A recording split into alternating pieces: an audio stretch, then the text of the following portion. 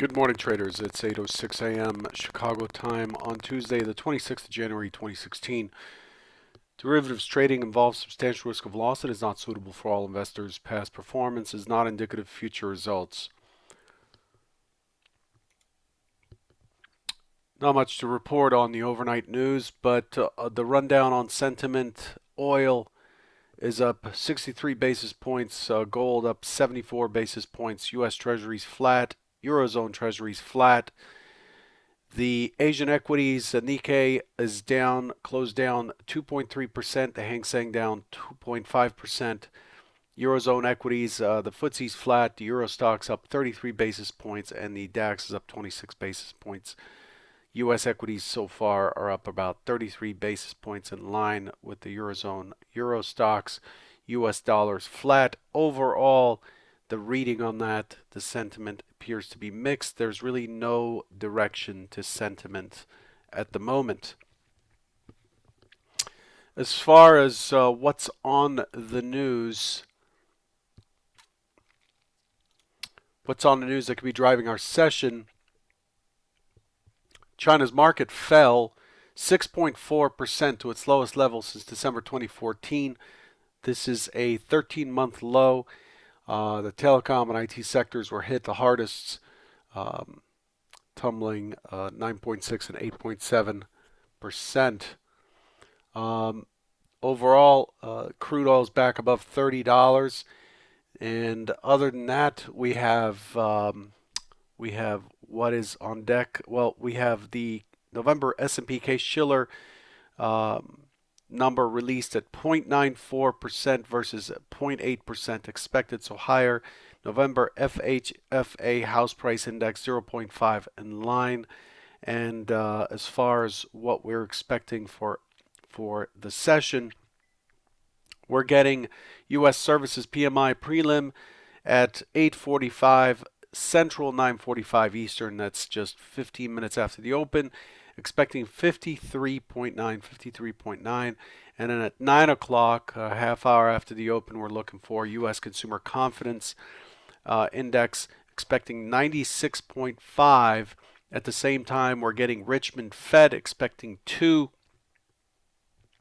And as far as other events, not seeing much in the way of speakers, but after the market, we do have Apple announcing, looking for $3.23. Again, Apple aftermarket $3.23. AT&T 63 cents expected aftermarket. Let's look at what we did yesterday.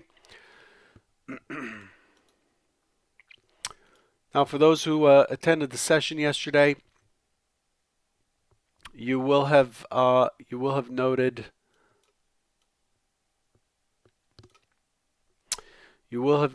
that we opened in range in value right here. The primary hypo yesterday was to chop around, but then eventually rotate down into the last session's Friday's range with an initial test down at 72. So expected it to open, chop around, attempt towards the 92, 18, 97 point of control, but the expectation is for it to drop through into the 1972 area initially, with the key target below at 1865. And yesterday that hypo worked out almost perfectly. Took a lot of heat here on this push up. It looked like it was going to make it early on in the session when it tested the prior day's low, which was Friday's high, and it ran all the way up to give us almost a double top at the initial balance high, and then it finally gave way to a drop down to 1872, and you could see that we built a high volume node right in that area. I was looking for an extension down before the close. This is a weak low. This is as weak as they come. This is a perfectly weak low here. If we zoom in on this low, you can see that the market did not find an excess low or did not find that the prices were too cheap. It lingered here into the close. And so there's a high probability when that happens that we continue to breach that low, to continue to find buyers. And remember, the market keeps moving in a direction until it finds that it has reached an excess price before it turns around. And so the expectation was for it to hit this 1865 before the close. It could not, despite the double bottom, the energy it has built in here. So the next expectation is what? Well, the next expectation is to do so overnight, for it to drift overnight, for that trade to be taken overnight down to 1865. The overnight session took us down to 1851 before it bounced back up and is trading at 1879 as we speak. So overall, this is still a weak low on the day session. This is still expected to be tested. The 1865 is still expected to be tagged. I don't know if it'll do it in this session. Yesterday left a very clear over underline here in the 1881.75 area. It left a key LVN there. It's also backed up by that 1883 high. This line here represents the low of Monday, the high of Friday. This area here represents key resistance for today. I suggest you mark it.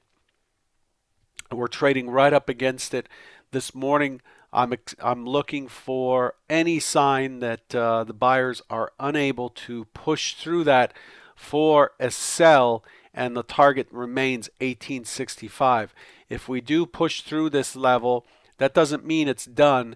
I would need it to pull back, hold, and then continue higher for that idea to be canceled. That is hypo 2 right now. Hypo 1 is to push up, attempt to break into that consolidation zone and resistance, and then to chop around and drop down into 1865. 1865, and then that completes this hypothesis, this entire hypothesis for us. So that's how things are shaping up. I'm keeping this nice and short and sweet.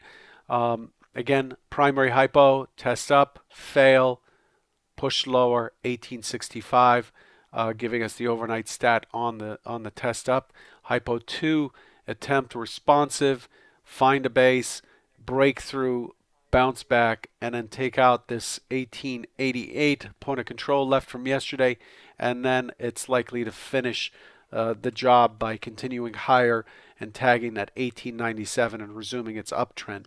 Remember, the underlying market and the wide economy, the wide market, is mixed so far in the session, and so it could go either way. We have to look at the base under which the market is rallying or falling off. So here's the overnight session. We did get that lower low right away.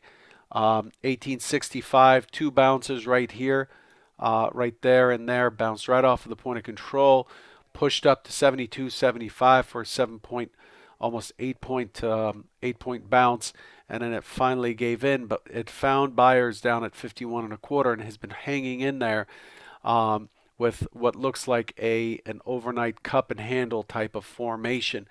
The high is weak on the overnight session, and the profile is very boxy, which means that there is no consensus on price, that the buyers and sellers battled price all the way through. The overnight volume is half of what it was all of last week at 393 versus about 690 to 750 at this point of the day last week.